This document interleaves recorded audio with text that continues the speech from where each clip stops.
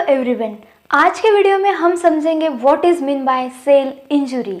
यह topic start करने से पहले लास्ट वीडियो में हमने जो पढ़ा था वो टॉपिक था इंट्रोडक्शन टू पैथोफिजियोलॉजी। उसमें meaning, definition of pathophysiology, why study pathophysiology और सम बेसिक टर्मिनोलॉजीज का स्टडी किया था।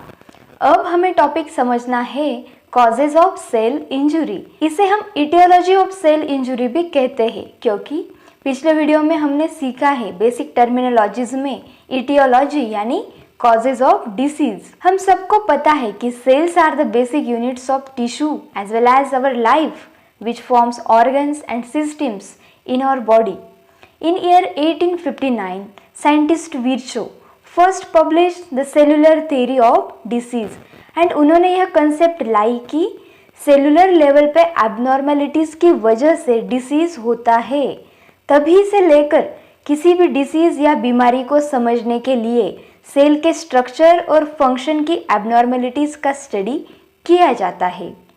कई तरह के डिसीजेस की शुरुआत सेल इंजुरी से होती है और सेल के फंक्शन ठीक से काम नहीं कर पाते। So cell injury is defined as a variety of stresses a cell encounters as a result of changes in its internal और external environment. Cell injury means damage to a cell that affects how it works. Just like machine can break if something goes wrong. Cells can get hurt when they are exposed to harmful things. In general, हमारे cells को inbuilt mechanism रहता है कि how to deal with changes in environment.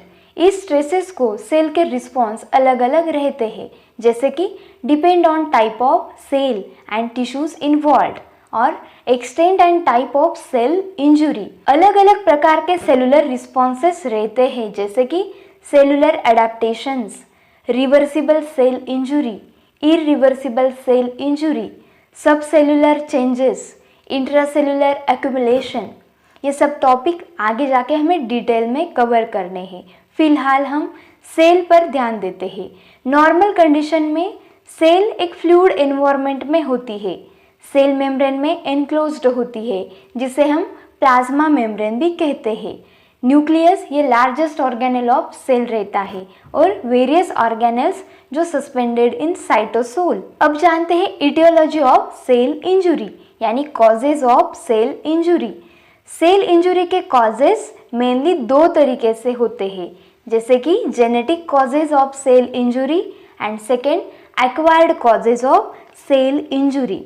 Genetic causes यानी cell injury के ऐसे reasons होते हैं जो जीन्स और डीएनए यानी क्रोमोसोम्स में डिफेक्ट्स की वजह से होते हैं, और acquired causes of cell injury ये ऐसे रीजंस होते हैं जो हमारे बर्थ के बाद हमारे सेल्स को डैमेज कर सकते हैं, जो पेरेंट्स की तरफ से इनहेरिटेड नहीं होते।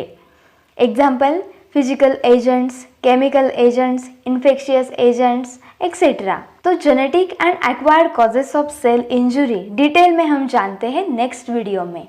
नमस्कार।